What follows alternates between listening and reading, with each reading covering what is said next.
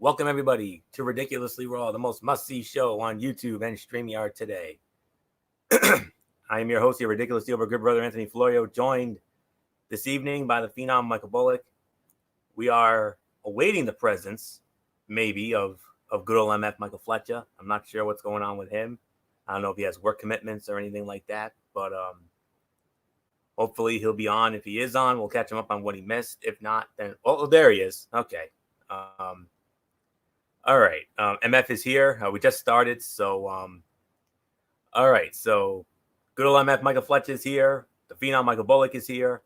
Unfortunately, the Twisted Angel and First Lady of the Wrestling Forum, Dee Dee Woodson, will not be with us this evening due to a family emergency.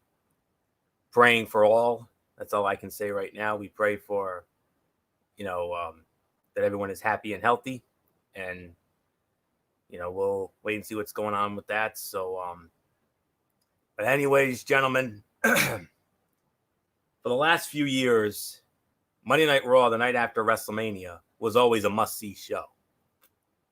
This year, obviously, not so much because of course, our never-ending long national nightmare, unfortunately. But, I would probably say it's the first time in maybe 9 or 10 years that the Raw the night after WrestleMania was not that, not that over-the-top spectacle that we've come to enjoy over the years. From Brock Lesnar coming back in 2012 to Dolph Ziggler cashing in Money in the Bank for the World Heavyweight Championship in 2013, the Daniel Bryan show in 2014, and Paige's debut, and of course, the fans poo-pooing all over Roman Reigns after he beat The Undertaker. I mean, I could go on and on and on,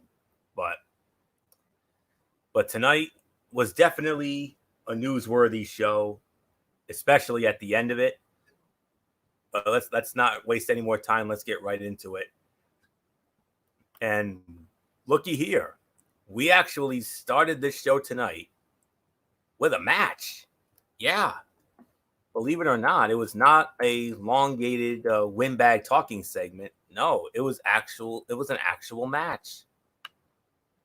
Color me surprised, but here you go. It was a women's match. It was Asuka, the Empress of Tomorrow, squaring off against Liv Morgan, the upstart Liv Morgan. And when all was said and done, the winner of the match in approximately 11 minutes and 10 seconds, it was Asuka. Asuka wins it with the Asuka lock. Good match to open the show. Liv Morgan gained something in defeat by being as competitive as she was with Asuka. So this didn't feel like a big step backward from her WrestleMania kickoff show surprise win over Natalya. So that's really all we can say on this. I'm actually going to give this 2.5 to 3 stars. So color me surprised. So nothing more to say. Good old MF Michael Fletcher, come on in. It is not often Monday Night Raw starts with a match, let alone a women's match. But give it up for Liv Morgan. She actually hung with the Empress for a while. Yeah, she did. I think the Empress kind of took Liv a little lightly there, though. I think she was definitely playing it up, thinking, this was going to be an easy fight, that this was going to be an easy victory. That Liv Morgan is still nowhere near my caliber. And Liv, actually, there was a moment in the fight where she did that springboard code breaker where I was like, oh my God, I think she's going to pull this off. There was a hope spot there. But at the end of the day, yeah, you can absolutely say correctly that the right person won the match. Obviously, you want to give Asuka some momentum after the shocking, in many people's eyes, the shocking defeat she suffered at WrestleMania on Saturday, part of the first night of WrestleMania. And yeah, this was a big win for her and nice momentum for Asuka.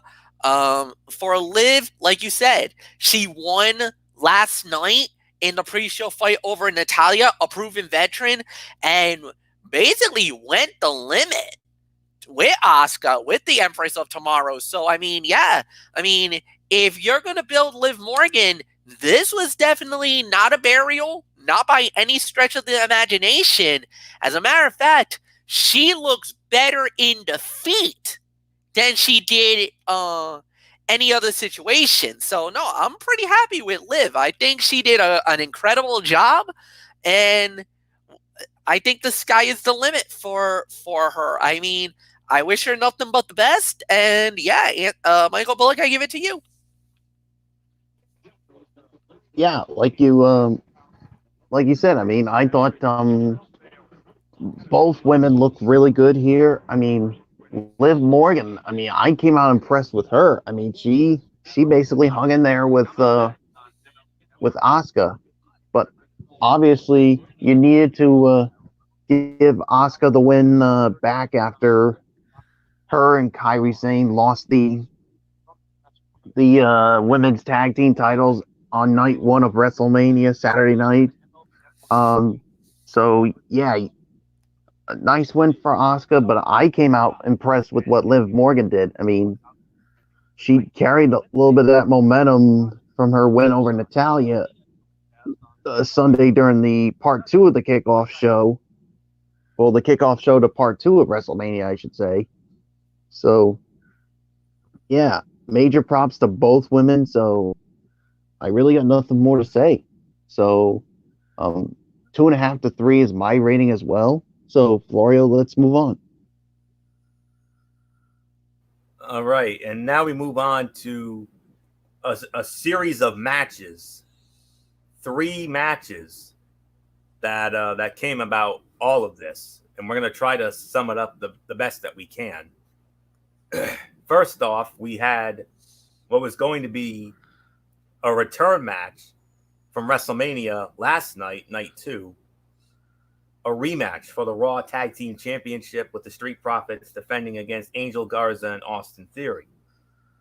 That match ends in a disqualification at approximately 10 minutes and 45 seconds. Yeah, 10 minutes, 45 seconds. Street Profits win the match because of Zelina Vega. And then Bianca Belair shows up, and Bianca Belair goes after, says she wants a one-on-one match with Zelina Vega.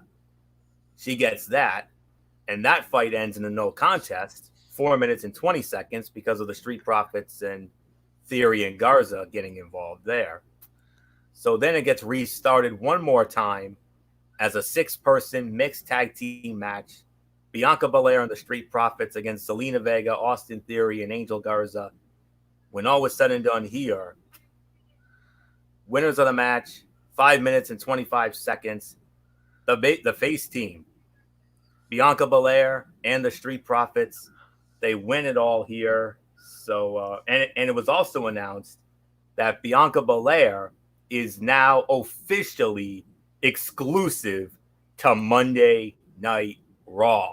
MF, what a coup for the women's division. What a coup for the women's division. The EST is now WWE, and the EST is now RAW. Monday Night Raw just added Bianca Belair. Of course, you all know it. If you're living under a rock, she's married to Montez Ford. He's doing the Ultimate Warrior, and she's right beside him. So I mean, yeah, this was interesting because me and Didi got into this a little bit because Zelina was more in wrestling gear tonight than she was at WrestleMania. At WrestleMania, a couple of people were saying, man, she looked like she was definitely on the cosplay. Now, I don't know what type of cosplay she was going. Maybe Queen of the Dam, because which was Aaliyah's famous movie, God rest her soul. And maybe that's what they were going for. I don't know. But one thing was for sure, man. And this was amazing. This was awesome. And at the end of the day, that's how it goes. So I don't know. It was interesting. I think it as a whole, I'll give credit where credit's due. I thought the title fight was good. I thought the title match was awesome. I think I was more disappointed over the fact of how, the second fight, the third fight ended short, but it is what it is. It was a shot. It was a solid match. It was a good battle. So yeah, really nothing more to add. This was as good as you could have done it. End of the day, yeah, like we said, it's always awesome to see Bianca now on Monday Night Raw exclusive. And I kind of talked to Didi and Mike Bullock about it. I think what's gonna happen, it's gonna be one of those where it goes. I think there's gonna be a trade-off. I honestly think there's a WWE NXT Raw trade-off where I think Charlotte goes to NXT, and I think Bianca is going to Monday Night Raw. So I think there's going to be an even trade-off on that. But, we'll wait and see. But this was pretty cool. Nothing more to say. Mike Bullock, I give it to you. As a whole, I'll give this about 3 stars. Best fight was the first fight, the tag team title match. Yes, I get it. A little bit of a poo-poo because the fight ended in a DQ. And that was one of the weirdest DQs, to say the very least. Yeah, I know Selena kind of got involved, but if you're going to call it DQ, I was thinking more of a bigger, Selena getting more involved than she did. The referee was a little quick on the trigger to call DQ. I kind of was like, ref, what are you doing? All right, Bullock, it's yours. Well, I hate to say, Bo, the first 2 matches, and Florio and I talked about it. I'm gonna have to call it an NA because of the DQ finish. I mean, but if I were to give it because of the DQ finish on both of them, I gotta give it an NA. And as far as the other match goes, I could give it about maybe 1.5 to 2 at best for it. So there's really nothing more for me to say. Florio, it's yours. Yeah, the first 2 were NAs because they were thrown out. This one here is only going to be 2. I mean, everything about this sequence of matches felt predictable and drawn out. But it is what it is. But I'm going to be honest with you. What they really should have done was they should have made this a 6-person mixed tag from the get-go instead of having to drag it out over 3 matches. I understand they were trying to fill time and they didn't want to do a flashback match of the week. I can certainly understand that, but you could have given all 6 of these individuals a chance to shine, give them, a lot of time. But this is one of those cases of asinine booking by WWE here, and this proved it. So that's all there is to say on this. So I'm gonna give it about 2 as well. I'm gonna be with Bullock on this. All right, I don't know what to say about this. This was maybe. This is going to go down as perhaps one of the greatest sleeper fights we've ever seen. We have Aleister Black squaring off against another new addition to the Raw roster, although he's been an addition to the Raw roster before. Here's another guy that WWE can't make up their minds on because, 1 minute he's on SmackDown, another minute he's on Raw, then he's back on SmackDown, now he's back on Raw. But Apollo Crews. A new look Apollo Crews, a new attitude Apollo Crews. But at the end of the day, the winner of the match, listen to this. The winner of the match, 27 minutes and 5 seconds. Aleister Black wins the match with a black mask.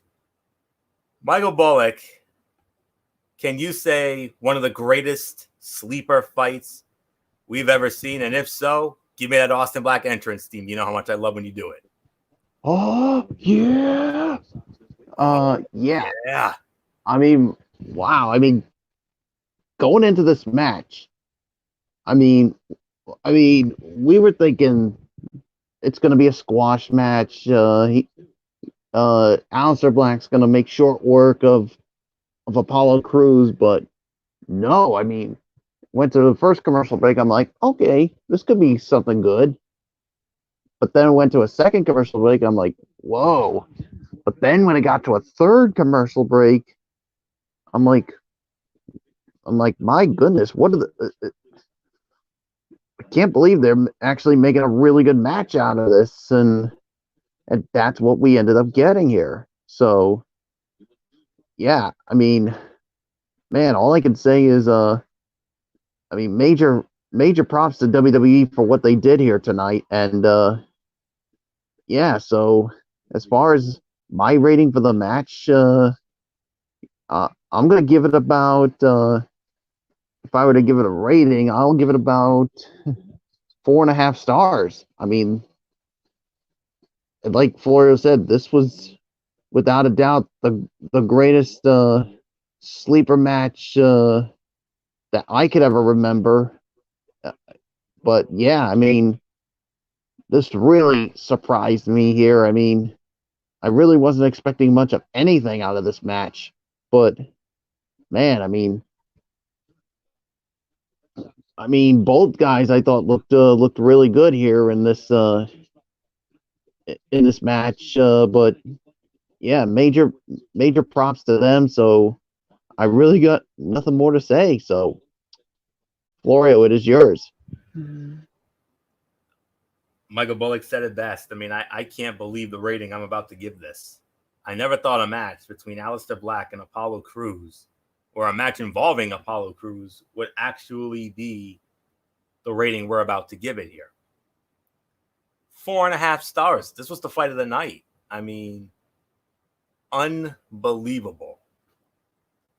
I guess the idea here is maybe Apollo Crews was moved as the future considerations that were sent to Raw when Alexa Bliss and Nikki Cross were traded to SmackDown following the draft. But nonetheless, I very much enjoyed the match. The only nitpick I have is that it's really tough for someone who has been beaten down as much as Apollo Crews to have a true breakout match without the crowd there to rally behind him. Even so, I'm hoping that what we saw tonight will lead to something more than those regular matches that we're used to seeing from Apollo Crews on WWE Main Event. Hopefully he gets more opportunities. He hung with Aleister Black. I mean, just amazing. I never thought an Apollo Crews match would ever see a rating like this. But hey, give it up for Aleister Black, man. He made him look good. That's all I can say on that. So, man, near fall after near fall, great action, just amazing. So, this will go down as one of the biggest, one of the greatest, and one of the most surprise sleeper matches I've ever seen. Because like Bullock, I did not think this was going to be anything good. I thought Aleister Black was going to squash him in like 2 to 3 minutes, but I never thought in my wildest dreams these two would get nearly 30 minutes on Raw, nonetheless. Well done, gentlemen. That's all I can say. And that is hands down Apollo Crews' single best match in WWE. No doubts. So, MF, Aleister Black and Apollo Crews, 27 minutes and 5 seconds? I know. I was even floored when I was watching this match too. It's not only Apollo Crews' best match, that was Aleister Black's best match as well. You got to also say that as well. 4.5 stars, no doubt about it. You absolutely got this right, guys. And I'm going to say this. This was without a doubt. This was a showcase of, if you give them the time, if you give them the platform, what the mid-card of Monday Night Raw is all about. Forget about the main eventers, but the mid-card of Monday Night Raw is just as good. And this was a showcase fight. This wasn't just your typical enhancement 2 to 3 minute fight. No. When you give somebody almost 30 minutes, Now, I get it. A lot of people's like, well, they used a lot for WrestleMania. They used a lot of WrestleMania to gloss over. They needed the time. They needed this. They needed that. They needed a lot of BS. Okay, I get it. But at the end of the day, this was amazing. I think WWE did an incredible job. I think Aleister Black and Apollo Crews made the most of the moment. And for me, I couldn't be any more happier with this opportunity. And I wish Apollo Crews nothing but the best because of the fact that, he did make a move. He did make the trades. He didn't really get enough opportunities on SmackDown. Hopefully Raw will do something with them. But man, if they could do that first night in, that definitely has my eye on, has my eyes open and hoping for the best for this guy because he deserves it. He just had one of the best fights of his career, and he shined on Monday Night Raw. Yes, it was in a losing effort, but just like Liv Morgan earlier, he shined on this Monday Night Raw. Even though he lost, he definitely came out a winner tonight, and he's going to come out as one of the guys you really want to keep your eye on. I don't think he's going to be a big name, but mid-card title, U.S. title, maybe put him in a tag team. This guy can work, and I mean work. Nothing more to say. Anthony, it's yours. And unfortunately, cutouts are going to rule the roost here going forward. Cedric Alexander and Ricochet squaring off against Danny Burch and Oney Lorcan. Alexander and Ricochet, they win the match 3.5 minutes. I can understand why you wanted to give Crews and Black the time that they got. But if any match deserved 30 minutes, this one sure as hell did. Look at the talent in this match. Cedric Alexander, Ricochet, Oney Lorcan, Danny Burch. If you had given these guys the time, this would have been freaking awesome. That would have been a 5-star classic if it was given the opportunity, but I understand why they would do it. They want to protect the NXT guys. They want to protect Danny Burch and Oney Lorcan. They were on loan for one night only from NXT to Monday Night Raw. And I know Michael Bullock would have been really pissed at you, Florio, if Burch or Oney got hurt bad. That's so you got to protect them. That's true. 2, you also got to establish Ricochet and Cedric Alexander as a legitimate tag team as well. This was a tag team showcase for these guys more than the logic. I get why they did it. I understand what you were hoping for, what your expectations were, but I get why WWE did what they did. Fair enough. Then we had Seth Rollins. It's not often we say Seth Rollins in a squash match, but Seth Rollins was in a squash match. He squashes Denzel Desjournets in 1 minute and 25 seconds.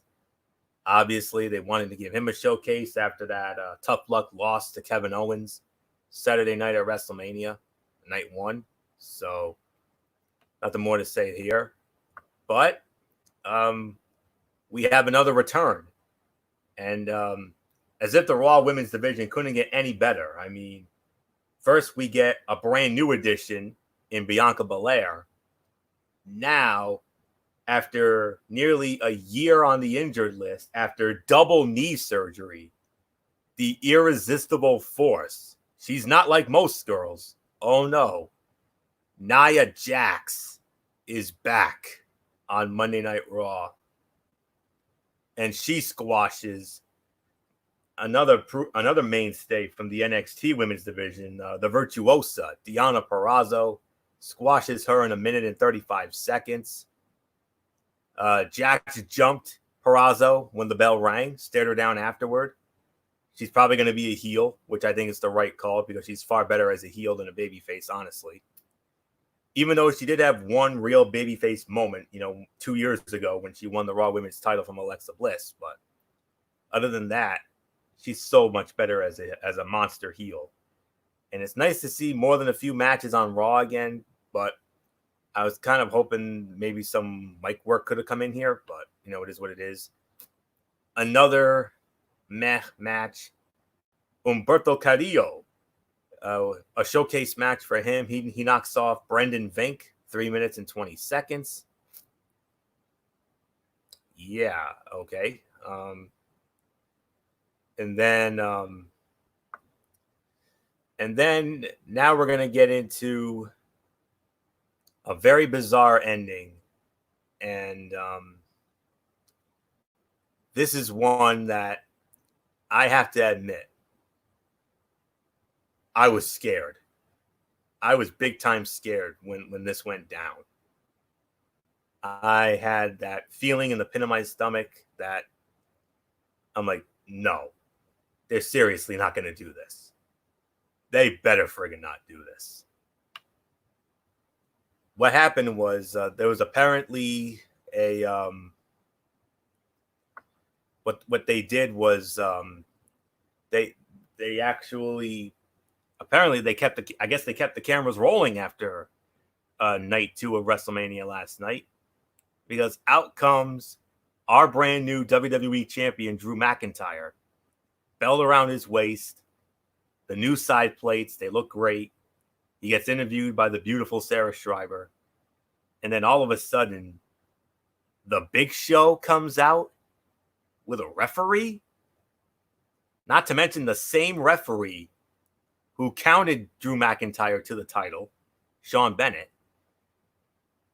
And Big Show goads McIntyre into putting the title on the line just about 20 or so minutes after he won it from Brock Lesnar. So it's on. We got ourselves a title match. We got Drew McIntyre defending the title against the Big Show. But good news here. Winner of the match, 6 minutes and 55 seconds, and still the WWE champion. Thank God, Drew McIntyre. WWE, I have one message and one message only for you guys. Don't you ever scare me like that again. Never, ever again. Because so help me God, if you had put the title on the Big Show, you thought Bullock was pissed about Rhea Ripley? Oh no, you would have had to hold me back. That's all I can say on that. But thankfully, crisis averted. Well, at least this crisis averted. Drew McIntyre is still the champ. Oh my God, don't ever scare me like that again, you guys. So help me God if you do. I mean, oh my word. But nonetheless, I would probably give this about maybe just like last night. Probably no. I could probably give this like 1 to 1.5 for the effort, but the presentation of this was lousy. WWE hyped shocking footage a few times, then subjected viewers to a bunch of squash matches and brief post-WrestleMania interviews. So how many people really stuck around to see this? McIntyre looks like a fighting champion and all, but the quote-unquote shocking footage wasn't all that shocking. Why not simply shoot an angle at the start of the show to set up these two as the main event with the goal of keeping viewers engaged throughout the night? I realized it was probably the only chance they had to do something like this right after a Mania bout, but what good is it? What good does it make if they ended up losing a bunch of viewers before it even aired? So, I don't know. But all I know is, thank goodness that Drew McIntyre is still the champ. That's all I can say. So, MF, I mean, so help me if this had gone the other way. So help me. All right. I need to ask you a personal question, Florio. I need to really know. What? Out of 1 to 10, how fast were you pushing the panic button? 10. Really? That bad? I was worried. You really thought Big Show was going to become WWE champion? It was going at my mind 100 miles an hour. Whoa. I was stirred. I was Stuart Scott stirred. Whoa. Same here, Florio. Well, crisis averted, like you said. Grayson The man is still your WWE champion. But hey, you know what? But I gotta give credit where credit's due. McIntyre is going to be a fighting champion. That's something that Brock Lesnar never was on Monday Night Raw when he was WWE champion.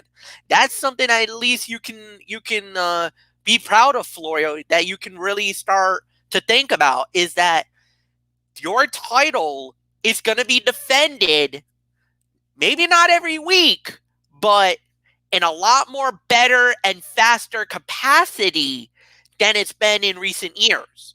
So that's something that you could look forward to every Monday night, just like I'm looking forward to seeing Braun Strowman as the Universal Champion starting on Friday. And we got a lot to talk about for Friday. So, no, I'm good with it. I thought it was an all right fight. Yes, I get it. I know a lot of people weren't too thrilled about the main event. I get it. That was a little bit of a scary moment for all the Raw fans out there. Everybody was like, oh, heck no. Big Show, no.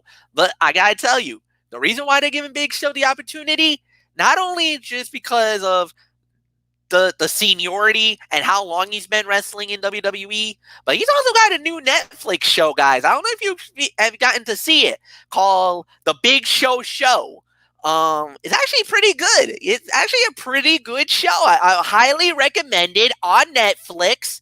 Don't do it now. Wait till after the show's over tonight. But it's definitely highly recommended. So I could give this about maybe 1.5 stars. I mean, it was a good main event, solid fight, and like you said, the champion remains the champion. So nothing more to say. And Mike Bullock, I give it to you. Yeah, 1.5, but yeah, I mean, I'm with Anthony Florio on this one. I mean, I was at a 10 when I saw the Big Show come out. I'm like, WWE is not serious about doing this. They can't be serious. I mean, when he first hit the choke slam, I was like, oh no, they're gonna do it. But thank goodness he kicked out, hit the Claymore. Yeah, Florio would have been pissed off about this if the impossible did happen. Just like, quote unquote, Fletch, a spoiler, and I already mentioned this to Florio, how pissed off I am that Charlotte Flair won the NXT women's title from Rhea Ripley last night, because I was not happy about it. Not for 1 second. If this had happened, this would have added to it, and I would have gone off the rail and go on a big time rant. But thankfully, after Drew McIntyre, I was just so relieved about it. So yeah, there's really nothing more to say. Florio, let's just move on. And Gorilla MF Michael Fletcher, we're going to start it off with you. Your final thoughts on this night after WrestleMania Monday Night Raw that was not the same without those crazy IWC Euros. Yeah, it was definitely a very different Monday Night Raw. However, I do got to give credit where credit's due to WWE. Under the circumstances, they did pretty good. They showcased a lot of talent. Liv Morgan had a great moment. Bianca Belair looked really good tonight. Apollo Crews looked really good tonight. They really wanted to protect a lot of the other guys. Like, they definitely protected Seth Rollins, gave him the win back after his hellacious match against Kevin Owens. And we really got to see, and for all the fans that didn't get to see WrestleMania, you got to see some of the highlights. Owens and Rollins, you got to see the greatness of the Boneyard fight. They were hyping that all day when they made the announcement. So they were hyping that. they were hyping. They showed about the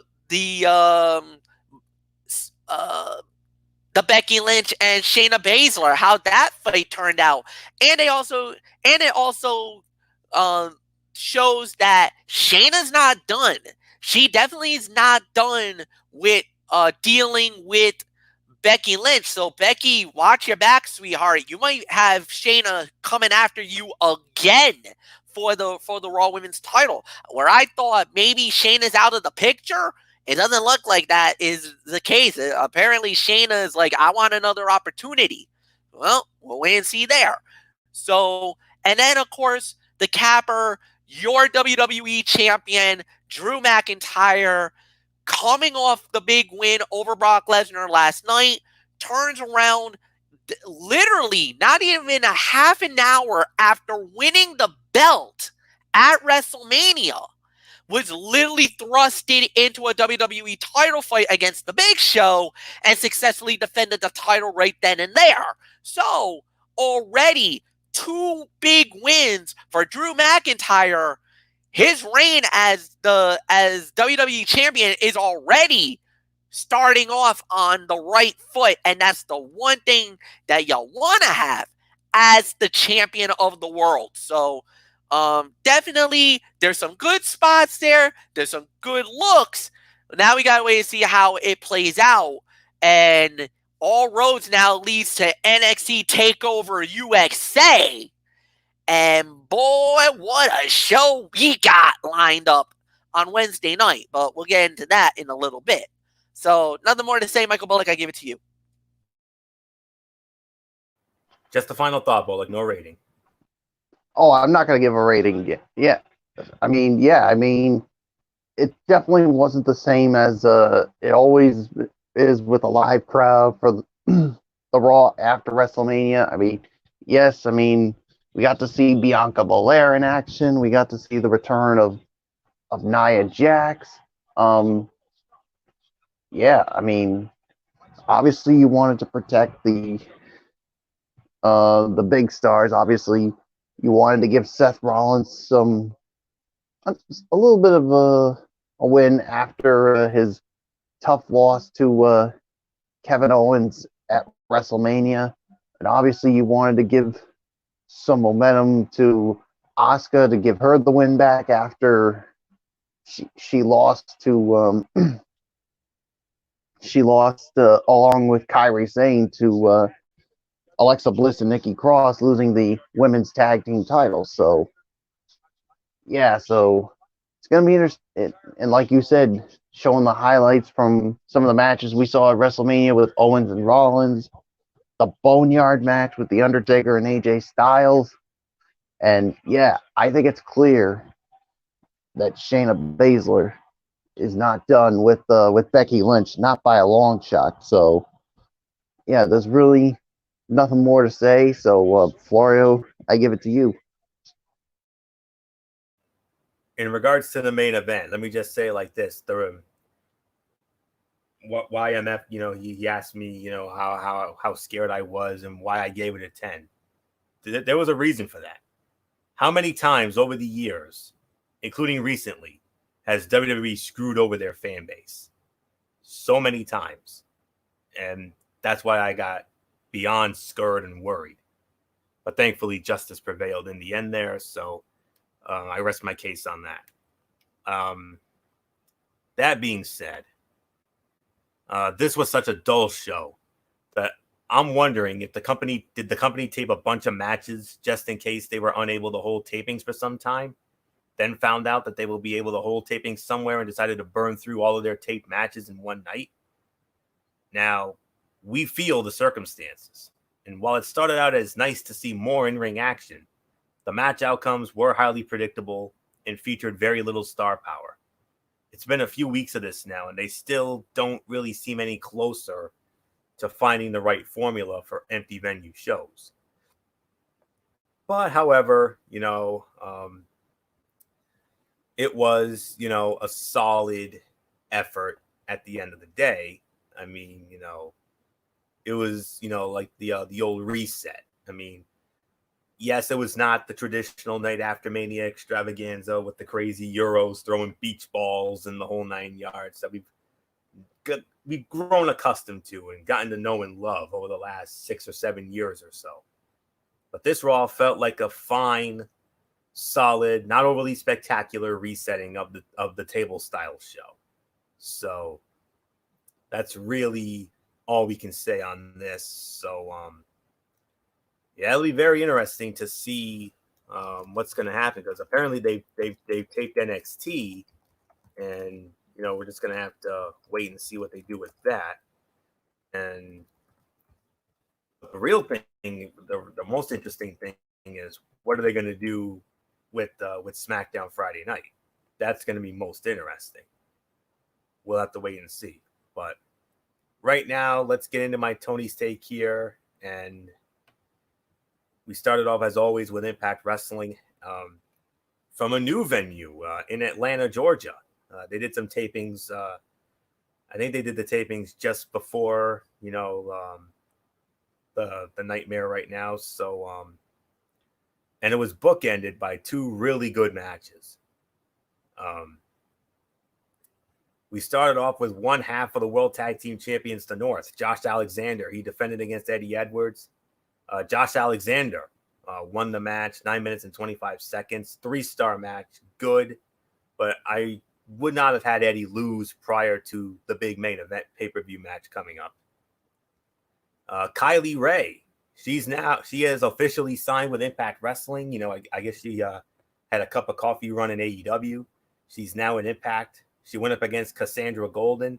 Kylie Ray won that in 2 minutes and 45 seconds. It was a fine debut for Ray, who has a ton of potential to add to the division. Moose went up against another TNA Impact original, Kid Cash, former X Division champion and a former WWE Cruiserweight champion of the world. Moose squashed him in 1 minute and 5 seconds. Then we had Sami Callihan cut a creepy promo there, like he's always known how to do.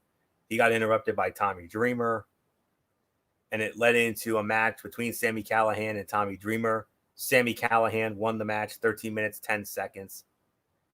Sami's promo was great, but the match with Dreamer, not so much. 2 stars, that's all I can give it.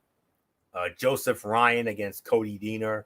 Cody Deaner wins in 4 minutes and 5 seconds. Another 2-star match. It was okay, but I'm not sure why Ryan had to lose so soon following the gimmick change to this cancel culture. And then in the main event, the World Heavyweight Champion Tessa Blanchard went up against the other half of the North, Ethan Page. Tessa Blanchard won the match, 9 minutes and 20 seconds. The other co-fight of the night, another 3-star match. Good main event with the right winner. And then Michael Elgin came in and laid everybody out at the end. So 6 out of 10. That's the best we can give this here. Book ended, like I said, by 2 good matches, but it was just okay in the middle. Edwards and Ryan losing with poor booking choices. And while I greatly enjoyed Sami's promo, I lost interest when Tommy Dreamer got involved. Overall, it was a solid watch, but it just stinks right now that they were trapped into taped shows, building to 2 events that are no longer happening.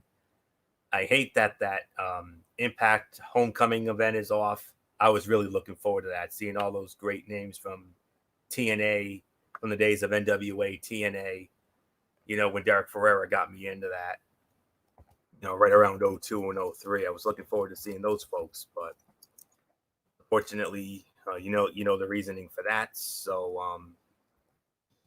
6 out of 10 for that. And moving on to what we can expect on the next Impact Wrestling tomorrow night from Atlanta. They tape these shows up until, I believe, next week. So it'll be very interesting to see what will happen after next Tuesday's shows. But we had Chris Bay go 1-on-1 with Daga. Willie Mack in a 2-on-1 handicap match against Reno Scum. Jessica Havoc against Madison Rain. Moose going up against Falaba. Rhino and Tommy Dreamer against Dave and Jay Christ. And then in the main event, a World Tag Team Championship match with the North defending against Tessa Blanchard and Eddie Edwards. So that all goes down tomorrow night, 8 p.m. Eastern, Access TV, with an encore at 11 for those who missed it or just want to see it again. Or if you can't do that, then go on over to the Twitch. Maybe MF will see you there, and we'll take it from there. So that's all tomorrow night. And now one last order of business, and that's 205 Live. That went down Friday night after SmackDown, as always, and started it off with Kushida going up against Danny Burch. Kushida wins the match, 10 minutes and 10 seconds, 3-star match, good and competitive opener, some really fun grappling exchanges, and I think the right guy won here.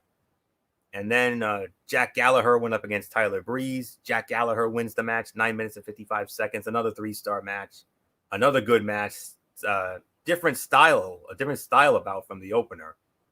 And it did a good job of showing off Gallagher's new vicious side. So that's all there is to say there. 7 out of 10 for this. Another good show with 2 good matches. It's all I can ask for at this point. It's starting to turn the corner a bit. It's starting to get better. So that's really all there is to say on that. So 7 out of 10 for 205 Live. And ladies and gentlemen, that will put the bow on this edition of Ridiculously Raw. We want to thank you all so very much for tuning in. And MF, right on cue. Let's set the table for what's going to be, oh boy, we call this show Wednesday Night Mayhem for a reason. Look what's coming up Wednesday night. Yeah, Wednesday night we got AEW as they start off their TNT Championship Tournament.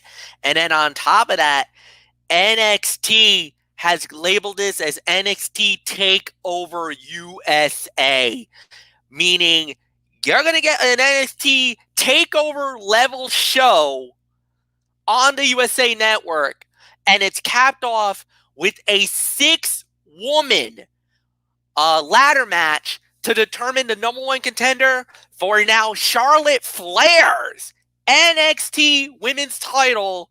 And then the main event, what is going to be the final time, the final fight to wage war, as it will be Johnny Gargano and Tommaso Ciampa. They are going to explode. And that's going to be one hell of a main event. So really nothing more to add. Anthony Florio, 10:30. We're going to have a lot of fun, man. This is going to be an incredible night.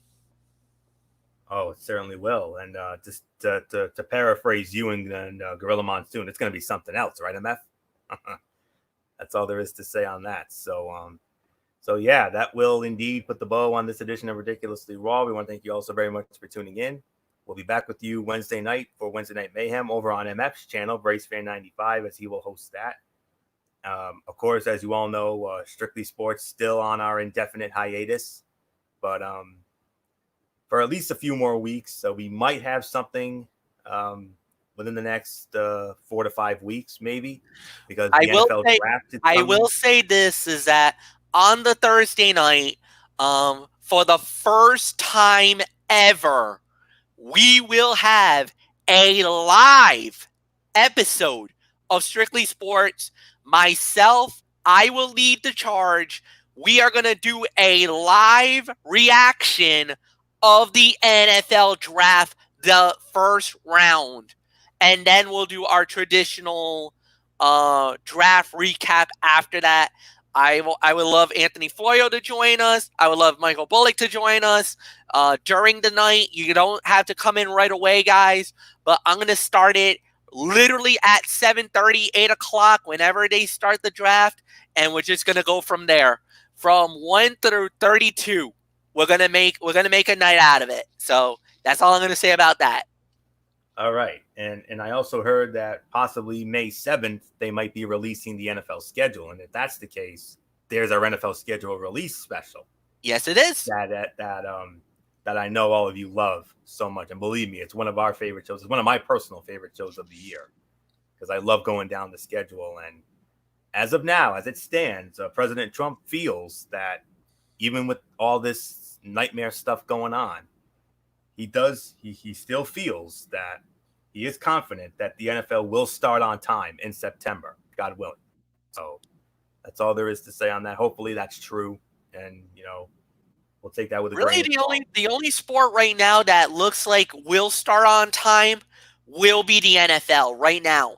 Even college football might start on time as well, even though they have canceled the spring practices and everything else going in. Yeah. But they do believe that they will have enough time to get everything in. The NFL again, hopefully in September they might be able to get it, but the draft is going to be fully virtual. Basically, the war rooms are going to be in their separate homes. They're going to have connections. They're going to do that.